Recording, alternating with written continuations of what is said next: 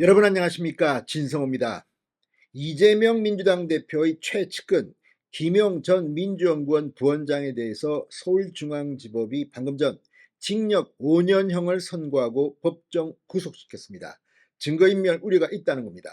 자, 이 재판은 대장동과 관련한 첫 번째 재판입니다. 오늘 판사는 유동규의 진술에 신뢰도가 있다는 점을 인정하고 김용에 대해서는 증거인멸의 우려가 있다는 등의 이유로 법정 구속시켰습니다. 자, 이걸 보면 이제 이재명의 운명을 짐작할 수 있습니다.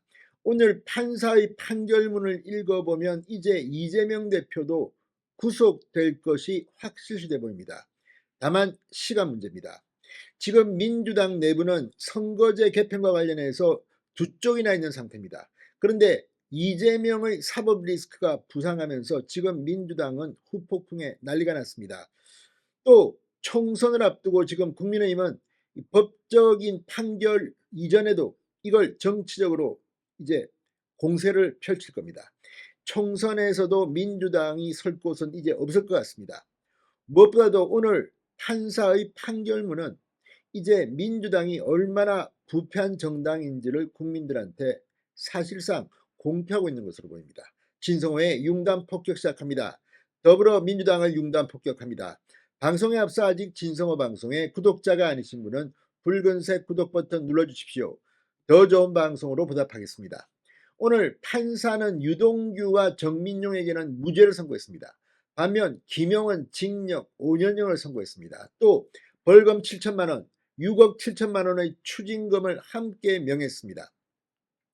재판부는 김용이 위증 및 허위자료 제출을 통한 사건 관계인 간접 접촉 의심 사정이 있어 증거인멸 우려가 있다며 보석을 취소하고 즉각 법정 구속했습니다. 자, 이로써 지난 5월 4일 보석 석방됐던 김용은 6개월 만에 다시 수감됐습니다. 자, 검찰은 김용이 당내 대선 예비경선 전후인 2021년 4월부터 8월까지 유동규와 정민용과 공모해 민간업자 남욱으로부터 4차례에 걸쳐 대선 자금 명목으로 8억 4,700만 원을 받은 혐의로 재판에 넘겼습니다. 이 가운데 6억 원은 김 씨에게 전달됐다고 봤습니다. 자, 그런데 이런 걸 보면 지금 이 돈의 최대 수혜자는 누굽니까? 이재명입니다. 그런데 이재명은 활보하고 있고 김용은 구속됐습니다.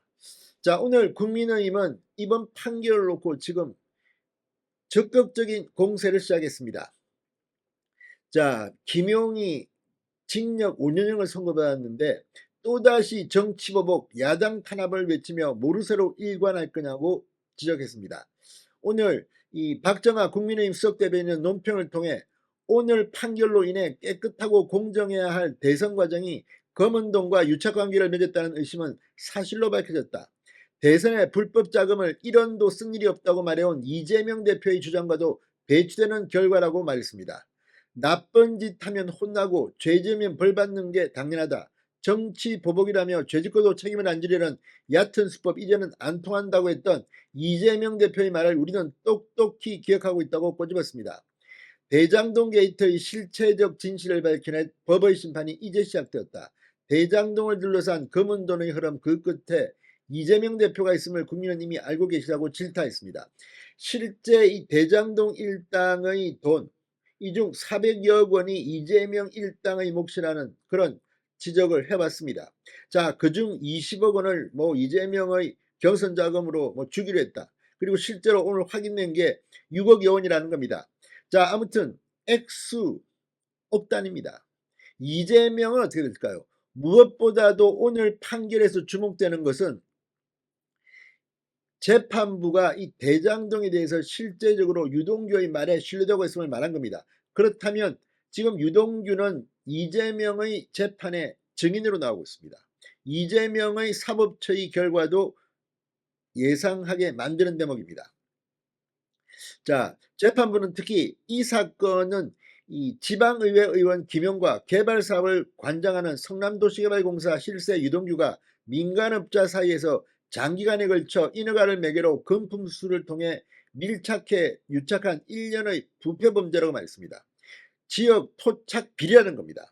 자, 그리고 그 이익이 이재명의 선거자금으로 쓰여졌다는 겁니다. 자, 심지어 김용과 유동규 등은 민간업자들과의 유착관계를 이재명 대표 재선시장 선거일 때 직전 상대 후보 측에 관한 부정적인 보도가 이루어지는 데 이용하는 등 정책으로도 활용했다고 질타했습니다. 그러니까 이게 지금 이재명의 지난 대선 경선 과정, 또 지난번 성남시장 재선 선거 과정에서 이루어졌다는 것을 재판부가 인정한 겁니다. 자, 아무튼 재판부는 이 일부 뇌물까지도 인정했습니다. 그렇다면 이재명은 어떻게 될까요? 자, 재판부는 이 유동규와 이 정민용에 대해서는 이례적으로 무죄를 선고했습니다. 왜 그랬을까요? 자, 유동규의 번복 진술이 상당 부분 유죄 증거로 사용됐다는 점에서 대장동과 관련한 이재명의 재판에 굉장히 불리하게 작용할 것으로 전망됩니다. 재판부는 이 김시척이 재판 내내 문제를 제기한 유동규의 진술에 대해 일부 부족한 진술이 있으나 범행의 주요 부분은 비교적 일관된 진술을 하고 있어서 신빙성이 낮지 않다고 판단했습니다. 그렇다면 똑같은 논리로 유동규가 진술한 이재명의 범죄 혐의에 대해서 재판부는 어떻게 받아들일까요? 아무튼 지금 민주당은 거의 쑥대밭이 됐습니다. 이재명 대표 언제까지 그 직을 수행할 수 있을지 좀 지켜봐야겠습니다. 진성호의 융단 톡백이었습니다. 여러분 감사합니다.